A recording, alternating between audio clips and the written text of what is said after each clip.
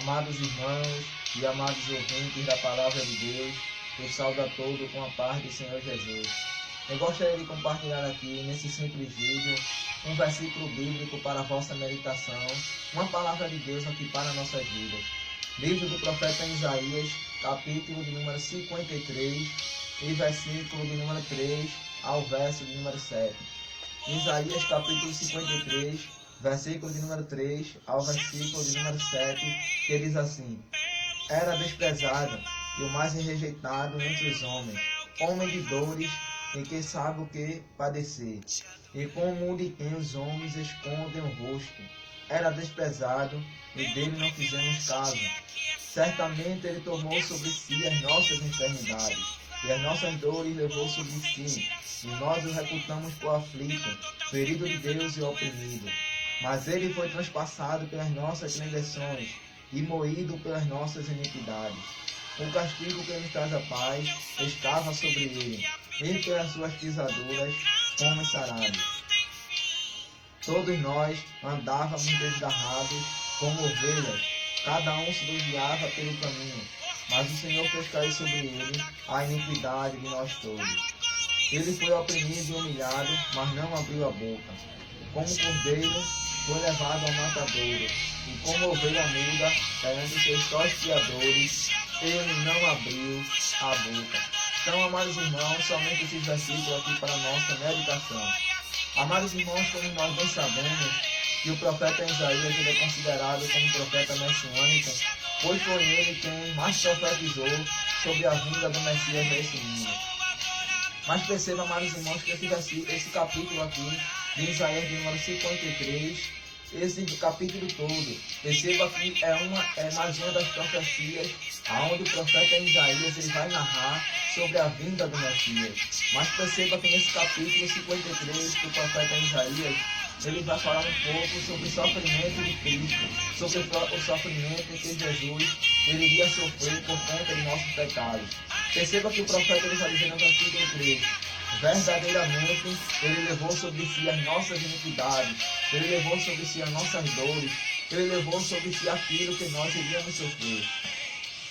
Mas perceba, mais irmãos, que quando lemos a Bíblia, já lá no Novo Testamento, quando vai dar-se um cumprimento agora da vinda de Cristo a esse mundo, perceba que podemos ver o primeiro momento em que Cristo veio a sofrer pela crucificação, foi ali no jardim de Getsêmani. Você pode ver isso em Lucas capítulo 22, versículo 39 ao 41, que diz a Bíblia que logo após que Jesus, junto com seus discípulos, compartilharam da última ceia, da última Páscoa, diz a Bíblia que depois desse momento, Jesus agora parte com seus discípulos para o jardim de Getsêmani, aonde significa prensa de óleo ou prensa de azeite. E diz a Bíblia que quando Jesus chegou nesse jardim, diz a Bíblia que ele tomou consigo os 3 discípulos, Pedro e os 2 filhos de Zebedeu, que eram Tiago e João, e levou consigo para orar. E diz a Bíblia que ele deixou seus discípulos em um determinado lugar e se afastou dele pelo menos um tiro de pedra. E diz a Bíblia que chegando ali, Jesus agora começa a orar intensamente. Jesus agora começa a orar e chega um momento que ele começa a se angustiar-se muito. E o evangelista Lucas ele vai narrar agora sobre o fenômeno da hematitrose. Quando agora Jesus ele começa a suar sangue de tanta angústia que ele estava sentindo. Perceba que não é muito comum a pessoa suar sangue, mas na ciência as pessoas dizem que o suar sangue é conhecido, como eu falei aqui, chamado de hematitrose, que é uma situação que é provocada por situações excepcionais, onde a pessoa deveria estar passando por um abatimento moral, por uma angústia muito violenta, teria que passar por um sofrimento tão grande para poder suar sangue. Então foi isso, amados irmãos, que Jesus ele estava passando. Ele estava passando por uma certa angústia, estava passando agora por um certo medo, que agora ele começou a suar sangue. E diz a Bíblia, mais irmãos, que Jesus ele começou a suar sangue por conta que ele sabia que estava se aproximando o dia de ele ser crucificado. Então perceba aí, amados irmãos, agora o início do sofrimento de Jesus. Jesus agora começa a suar sangue porque ele sabia que o dia da sua crucificação estava chegando. E diz a Bíblia que logo após esse momento chega a Judas com os homens, com os soldados para prender Jesus. E diz a Bíblia que agora Judas, ele traz Jesus com um beijo, e os homens levam Jesus para o sinédrio. E diz a Bíblia que lá eles começaram agora a falar falsas acusações contra Jesus. Diz a Bíblia que chegando lá, Jesus foi cuspido, Jesus foi esbofeteado, Jesus foi agredido. E diz a Bíblia que agora levaram Jesus até Pilatos, aonde Pilatos, ele depois da história, ele autoriza a crucificação de Jesus. E diz a Bíblia que ele dá Jesus para os soldados ali escarnecerem de Jesus e ali baterem em Jesus. E diz a Bíblia que depois que Jesus foi levado vários açoites, diz a Bíblia que os soldados romanos, aonde era composto por vários soldados, começaram agora a escarnecer de Jesus, ou seja, começaram agora a zombar, começaram agora a escarnecer de Jesus. E diz a Bíblia que os soldados agora eles zombam da realeza de Jesus.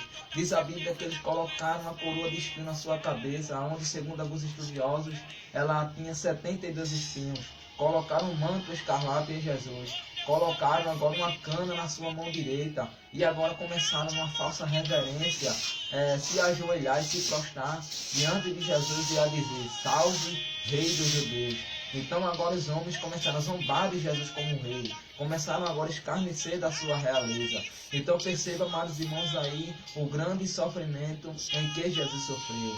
E perceba que agora aqueles homens tiraram a cana da mão de Jesus, começaram a bater na cabeça de Jesus com a cana, aonde a cabeça de Jesus agora, seu couro cabeludo agora, ele foi perfurado, ele foi penetrado por aqueles espinhos. E diz a Bíblia que depois disso, Jesus agora ele é levado, amados irmãos, para ser crucificado na cruz do Calvário.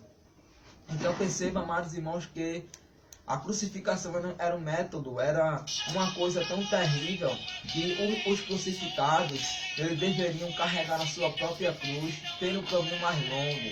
Então perceba que Jesus agora foi pelo caminho mais longo até o lugar onde seria crucificado. E chegando lá, diz a Bíblia que crucificaram Jesus. Perceba que as pessoas que eram crucificadas, elas morreriam mais rápido, porque o peso do seu corpo fazia com que a sua respiração ficasse difícil. Ou seja, as pessoas que eram crucificadas na cruz, elas morriam por asfixia, então elas morriam mais rápido. Então pare para pensar aí agora, você que pode estar vendo esse vídeo, pare para pensar aí quão grande foi o sofrimento de Jesus pelo amor a minha e a sua vida. E hoje em dia muitas pessoas, amados irmãos, veem o sofrimento de Cristo agora pela Páscoa, onde tem a paixão de Cristo, pela Semana Santa. E muitas pessoas dão nem a mínima, muitas pessoas não param nem para pensar como foi o tão grande sofrimento que Jesus ele sofreu pelas nossas vidas. Então nesse momento aí, pare para pensar agora no que Jesus sofreu para que você esteja aí com vida. Pare para pensar um pouco agora, pare para refletir no que Jesus ele sofreu para que hoje você tenha salvação. Então perceba, amados irmãos, que a crucificação era usada naquele tempo para os criminosos, era usada para as pessoas que tinham cometido algum dano para a comunidade ou para a sociedade. Então perceba que ao crucificarem Jesus, tiveram Jesus como maldito, tiveram Jesus agora como um homem que tinha cometido várias falhas, vários defeitos para a sociedade. Tiveram Jesus como criminoso. Então perceba que as pessoas que eram crucificadas na cruz, elas eram conhecidas como malditas.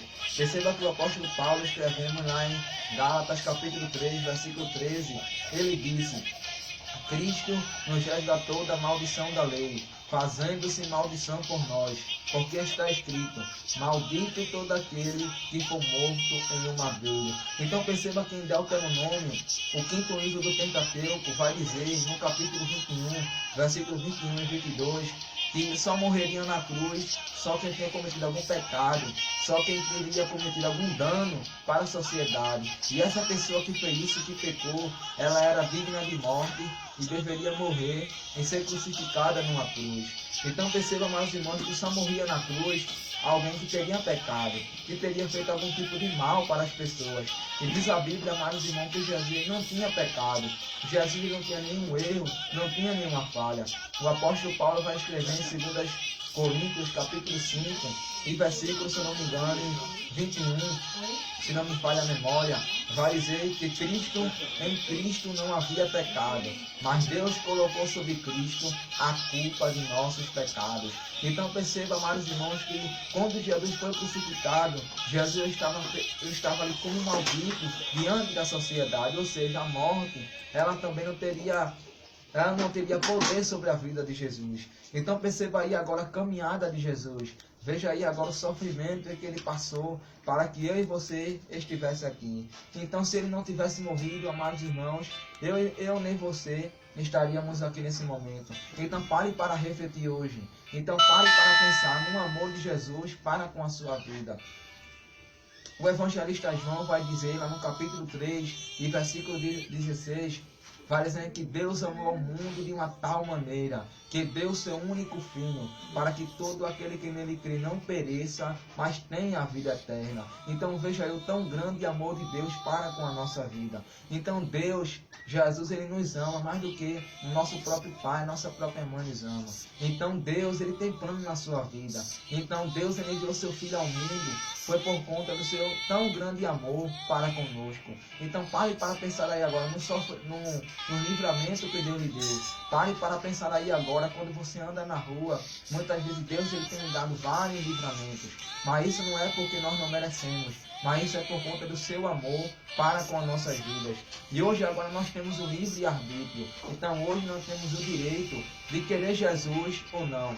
Então você já tem essa oportunidade. Então abra a porta do seu coração e venha se entregar a Jesus, porque ele morreu na cruz pela tua vida. A Bíblia diz em Mateus capítulo, se eu não me engano, Mateus capítulo 16 e versículo 24 ao 26, dizendo: